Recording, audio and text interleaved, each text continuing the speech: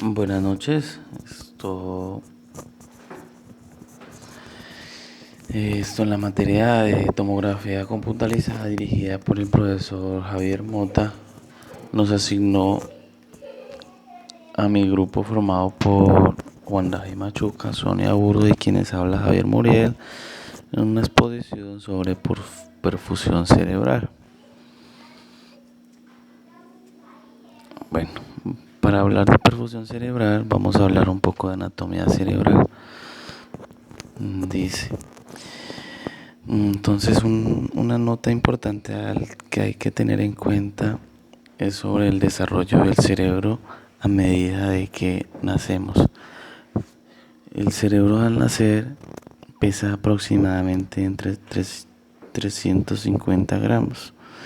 Al año de vida pesa aproximadamente 700 gramos.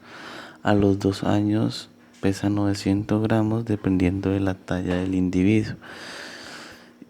El cerebro en la adultez pesa entre 1300 gramos y 1500 gramos. Una notica para tener en cuenta. Y sobre la anatomía cerebral vamos a hablar algo medio. Tenemos el lóbulo frontal, que es el encargado de los procesos cognitivos complejos. Tenemos el lóbulo parietal, que es el encargado de la asociación visual, auditiva y somatotentorial, el cual guía el comportamiento de estas.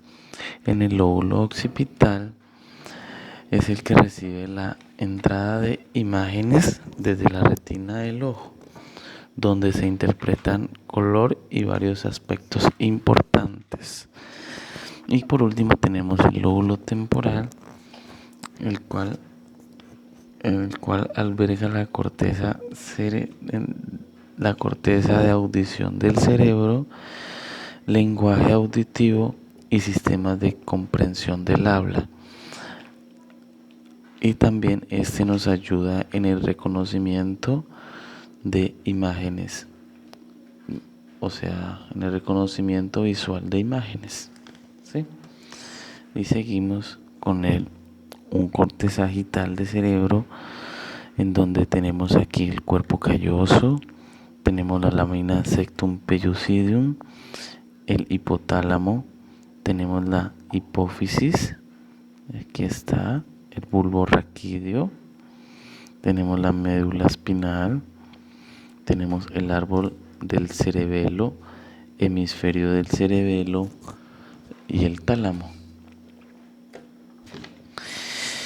También seguimos con anatomía vascular, en el cual tenemos aquí el polígono de Willis. Entonces comenzamos por la arteria vertebral, el cual acá tenemos la arteria vertebral, el cual nos forma aquí, nos sale una rama que es la arteria cerebelosa anteroinferior. Aquí nos forma la arteria basilar, el cual aquí sale una rama que se llama la arteria laberíntica. Estas ramitas se llaman las arterias pontinas. Aquí también tenemos la arteria cerebelosa superior, del cual también va a formar la arteria cerebral posterior. A partir de esa nos forma una arteria que es la comunicante posterior, y aquí nos forma la arteria cerebral media, la cual también de ahí sale la cerebral anterior, y esta es la comunicante anterior. Entonces de la arteria cerebral media nos va a salir la arteria carótida interna. Por aquí también nos sale la arteria oftálmica, y con eso culminamos el polígono de Willis. Bueno, ahora sí, ¿qué es perfusión cerebral? La perfusión cerebral, bueno, es un estudio el cual permite determinar la cantidad de sangre que irriga a un territorio cerebral o a todo el cerebro, en el cual utilizamos medio de contraste, el cual atraviesa por un lecho vascular y fisular. Utilizando este medio de contraste nos permite evaluar el flujo cerebral, el flujo sanguíneo cerebral, el volumen sanguíneo cerebral y la irrigación cerebral. ¿Sí? Este estudio también nos ayuda a la detención temprana de infarto o evaluación de tumores. Entonces, este estudio va relacionado linealmente entre las densidades radiológicas en unidades Hounsfield, y también va caracterizado con la resolución espacial y temporal, y lo cual lo realizamos en equipo multidetectores. Bueno, ¿qué se quiere evaluar en este perfusión cerebral? Se evalúa el grado de angiogenesis tumoral y la isquemia cerebral. ¿Qué es angiogenesis cerebral?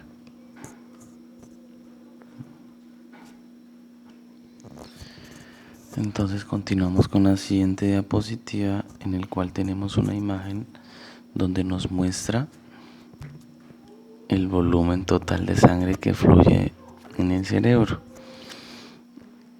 el cual la medimos en milímetros de sangre por 100 gramos de tejido cerebral. Entonces aquí en la imagen podemos observar en este hemisferio, el cual se interrumpe el volumen cerebral.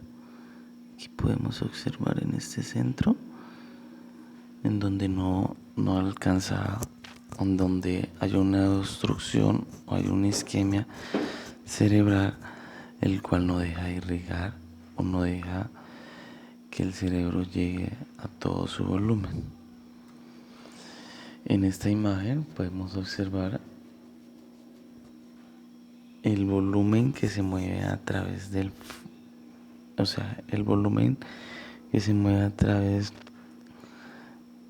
volumen de sangre que se mueve a través del volumen dado en el cerebro por una unidad de tiempo, con unidades de milímetros de sangre por 100 gramos de tejido cerebral por minuto. O sea, lo que nos quiere decir es que en este sector tenemos una isquemia cerebral, por lo que en un minuto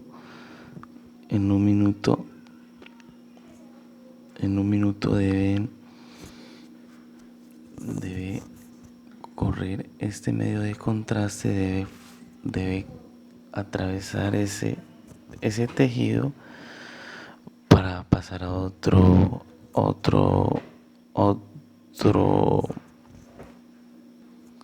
Entonces, al pasar a otro tejido, entonces tenemos que observar que este bolo de medio de contraste tiene que moverse rápidamente a través de la vascularización. En este se define como el tiempo de tránsito de la sangre que atraviesa la región cerebral.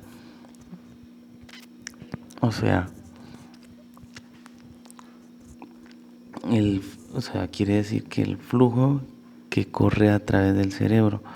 Pero si tenemos una isquemia o una agénesis cerebral, entonces el medio de contraste no nos va a llegar a esta parte y nos queda por irrigar esta parte. Bueno, entonces en esta diapositiva vamos a hablar sobre el ictus stroke. ¿Qué es el ictus stroke?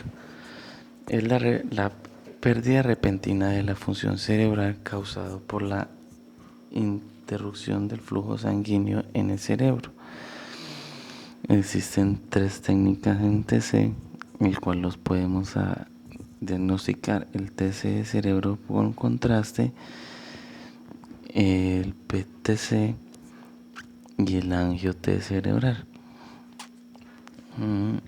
Tipo de patologías, o sea, tipo de procesos los cuales podemos observar también es isquémico y hemorrágico.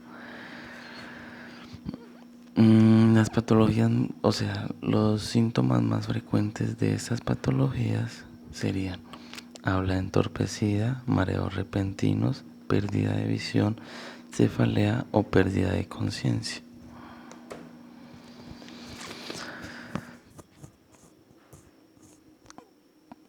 Una patología que pues metimos a la exposición como para hablar sobre casos clínicos, tenemos una ACV, que es el sangrado dentro de la cavidad craneal, y o también el ACV isquémico, que responde alrededor de todos los 80% de los accidentes cerebrovasculares.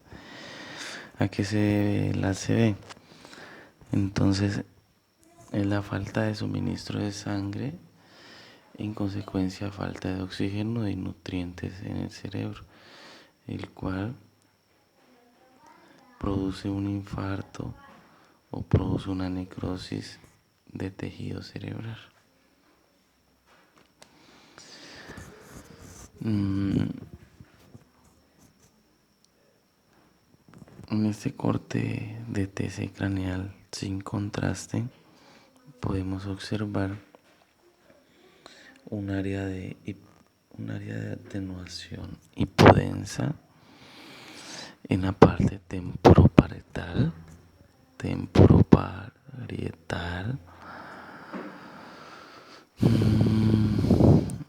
en el cual aquí también podemos observar, aquí en esta parte, el cual ocasiona un infarto isquémico agudo en el territorio de la arteria cerebral media. Isquemia cerebral. Listo, la isquemia cerebral es una enfermedad cerebrovascular producida por la disminución del flujo sanguíneo. Esto se da por dos factores. Uno, que pueden ser por trombos generados en cualquier parte del cuerpo, y estos recorren el sistema vascular hasta llegar al cerebro y ocasionar isquemia cerebral. O también pueden ocasionarse por obstrucciones de vasos sanguíneos dado por grasas trans o por lesiones ocasionadas. Entonces tenemos varios tipos de isquemia cerebral. Isquemia cerebral global, en el cual está dado en los dos hemisferios del cerebro, hemisferio izquierdo o hemisferio derecho. La isquemia cerebral global se da en los dos. Como podemos observar en la imagen, aquí tenemos una muestra de una isquemia cerebral que se da en todo el cerebro. Y aquí tenemos otro caso de isquemia cerebral parcial. Es una isquemia también llamada parcial o focal, que se da en un solo hemisferio determinado. Como lo podemos observar aquí en la imagen, aquí tenemos y esta es una imagen que se realizó con medio de contraste. Aquí podemos observar la patología de la isquemia cerebral. Y tenemos también la isquemia transitoria, que es la que aparece por un periodo de tiempo y luego desaparece, y la isquemia permanente, que esta es una enfermedad irreversible, la cual las personas pueden sobrevivir por largos tiempos. Protocolos para una perfusión cerebral. Bueno, protocolo para perfusión cerebral. En TC para 16 canales modo acción axial, 16 canales modo cine y 64 canales modo volumen.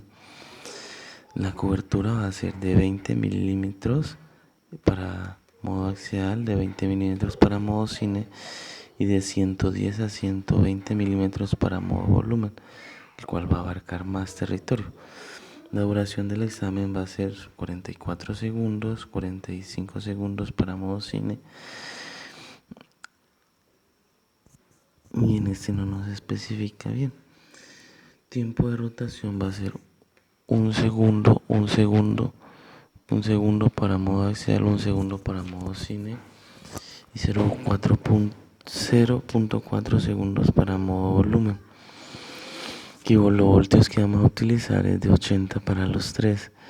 El MAS de 150 para modo axial y modo cine y 200 para modo volumen. Grosor de corte va a ser de 5 milímetros para todos tres. El incremento va a ser 10 milímetros solamente para modo volumen, por lo que en el modo volumen o sea, dura más, la duración del examen es más prolongada. Y el tiempo de exposición total es de 22 segundos, 22 segundos para modo axial, 45 segundos para modo cine y como lo habíamos dicho en el modo volumen de 47 segundos. Cuando utilizamos contraste yodado, el retazo va a ser de 5 segundos, la cantidad de contraste va a ser de 40 a 50 milímetros seguidos por 25 milímetros de suero salínico. El flujo va a ser 4 milímetros por segundo. O sea, aquí me explico. 4 milímetros, o sea, vamos a administrarle al paciente 4 milímetros en un segundo. Y los catéteres que vamos a utilizar son de 18 y 20. De 18 a 20, pero el más utilizado es el de 18. Y obviamente tenemos que, para cuando vamos a utilizar medio de contraste, tenemos que tener en cuenta la canalización. Si la hicimos nosotros, pues ya sabemos que vamos seguros porque nosotros estamos realizando el estudio, entonces no habría problema. Pero si el paciente de pronto viene canalizado desde otro punto de otra clínica, entonces tenemos que estar pendientes a no ocasionar una infiltración o un daño en el vaso sanguíneo. Entonces tenemos que hacer la prueba, una prueba de catéter en el cual inyectamos solución salina y la hacemos al mismo flujo que nos está pidiendo. Nos pide el protocolo para inyectar el medio de contraste. Por ejemplo, para inyectar un contraste yodado nos pide que 4 milímetros por segundo. Entonces a ese mismo flujo tenemos que hacer la prueba con suero salínico. Bueno, como ya lo hemos dicho, las indicaciones para un TAC de cráneo simple son antecedentes de enfermedades cerebrovasculares, accidentes cerebrovasculares, hemorragia isquémico, convulsiones, vértigos, síncope. Entonces la preparación para un TAC de cráneo simple nos dice que es ninguna, puesto que no lleva medio de contraste. Y la posición del paciente, como lo vamos a ubicar, va a ser de cúbito supino, y quiere decir que al paciente le vamos a decir que acueste boca arriba El nivel de corte lo vamos a hacer desde cráneo hasta vértice en sentido caudocraneal o podálico o con la línea órbito-meatal paralela a la mesa. La angulación del country se va a hacer en paralelo a la base del cráneo y el techo de las órbitas. Listo, el grosor. Bueno, vamos a hablar sobre el grosor de intervalo. Equipo desde la base del cráneo en fosa media del tentorio de 5 milímetros a 5 milímetros supratentorial. A vértice desde 5 milímetros por 5 milímetros. En un equipo multicorte, la excitación volumétrica del receptor va a ser imágenes coronales de 4 milímetros sobre 4 milímetros y sagitales de 4 milímetros sobre 4 milímetros. La técnica de exposición va a ser de 120 kilovoltios a 100 o 300 miliamperios. El FOV va a ser de 210 milímetros a 250 milímetros. La matriz va a ser de 520 por 520. Obviamente que para un estudio de estos hay que tener en cuenta la apnea respiratoria o los síntomas del paciente. Entonces, aquí en este nos dice que es normal, no se usa medio de contraste y el ancho de ventana va a ser ancho de 80 y un nivel de 40. Bueno, los factores de riesgo son el tabaco, las grasas trans, la exposición a radiaciones, enfermedades cardiovasculares y la falta de concurrencias al médico para mirar el estado de uno, pues el estado físico, motor y mental del cuerpo. Con eso terminamos nuestra exposición. Espero que les guste. Espero que me entiendan. Y hasta luego. Hasta la próxima.